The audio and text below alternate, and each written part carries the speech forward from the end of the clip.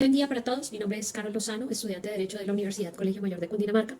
Hoy vamos a analizar la sentencia SP 054-2023, donde veremos cómo la falta de precisión y los hechos jurídicamente relevantes pueden afectar el derecho de la defensa de una persona.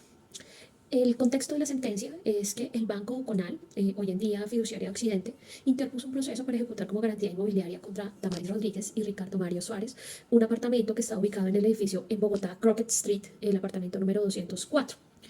En el proceso, ellos lograron el embargo y el secuestro, más o menos para el 18 de julio del 2002. Nombraron un secuestre, pero este entregó como depósito provisional gratuito a la administradora del edificio, Laura Donado, debido a que no se cumplían con las pólizas correspondientes.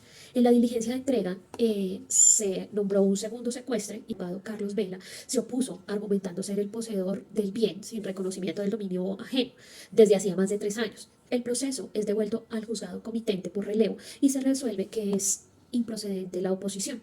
El 16 de noviembre del 2018 se imputa al abogado Carlos Vela como autor del delito de fraude procesal y se condena a 72 meses de prisión con una multa de 200 salarios mínimos legales vigentes. El 10 de mayo del 2022 se procede con un auto de demanda por nulidad del juicio, ya que se presentan faltas de derecho de defensa técnica, actos ilegales, falta del principio de investigación integral, falta del principio de legalidad de los delitos y de las penas, y se tiene derecho, como sindicado de un delito, a un proceso sin dilaciones injustificadas por más de 10 años desde el inicio del proceso.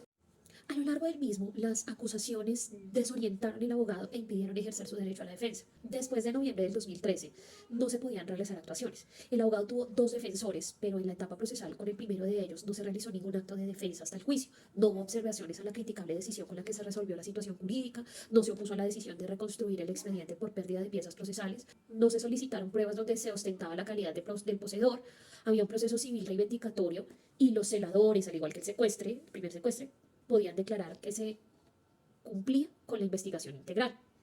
Se quería desestimar que la administradora, quien habló de cómo el acusado entró a la posesión del bien, más no correspondía a la tipicidad. La Corte determina bajo el recurso de casación que no se alegó la posesión en la etapa indagatoria del proceso ni en la entrega. Por lo tanto, se tratan de especulaciones de reproche en la defensa. Anular por no controvertir la definición de la situación jurídica, la resolución de acusación y la sentencia.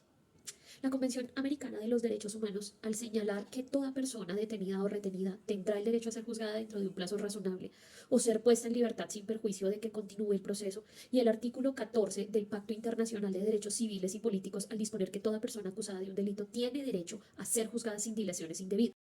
La primera quiere proteger la libertad y la segunda la garantía de una decisión. Los plazos se superan por interferencia de alguno de los sujetos procesales. Se menoscaban injustificadamente aspectos sustanciales de la estructura del proceso. Se aclara que el caso penal inició el 27 de julio del 2011 y se cerró el 3 de agosto del 2017, durando tan solo 6 años y no 11 como lo quería plantear la defensa, debido a la reconstrucción del expediente, acreditar las pruebas distintas a la calificación del sumario.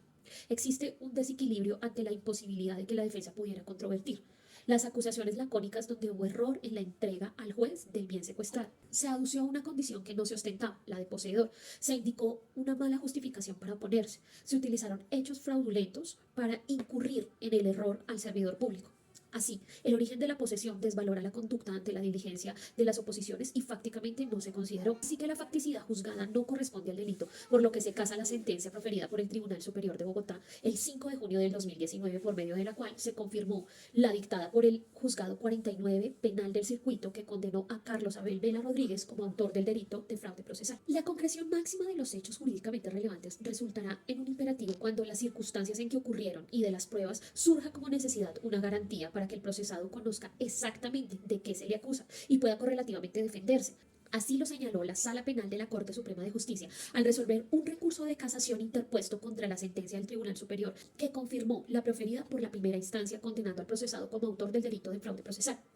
El alto tribunal aclaró que los hechos jurídicamente relevantes deben comprender un marco de referencia sustancial de contornos fácticos y jurídicos, según el tipo penal en el que, además de que estos no puedan ser objetos de variación, constituyan el límite de la sentencia. Por eso, deben ser expuestos de un modo claro, sucinto, comprensible durante la imputación y la acusación. En conclusión, Los hechos jurídicamente relevantes según el tipo penal en que se traten deben traducir los elementos que lo componen en relación con los fenómenos ontológicamente considerados que lo agoten, en la medida que las circunstancias y de las pruebas que habrán de llevarse a juicio. En este caso concreto, una imputación así realizada solo puede considerarse lesiva en el debido proceso en su componente de defensa, aunque resulte claro, sucinto y comprensible afirmar que probablemente el condenado indujo al error al servidor público en una calidad que no correspondía a la realidad. Las circunstancias del caso cotejadas con los elementos del tipo penal imponían a la Fiscalía la obligación no de afirmar abstractamente que el imputado contaba o no con la calidad de poseedor, sino de concretar la entrega del bien secuestrado ante el juez e imputar los hechos fraudulentos en el origen de la posesión. Estos elementos demandaban en garantía del derecho de defensa y que el procesado supiera en concreto por qué se le iba a enjuiciar. Muchas gracias.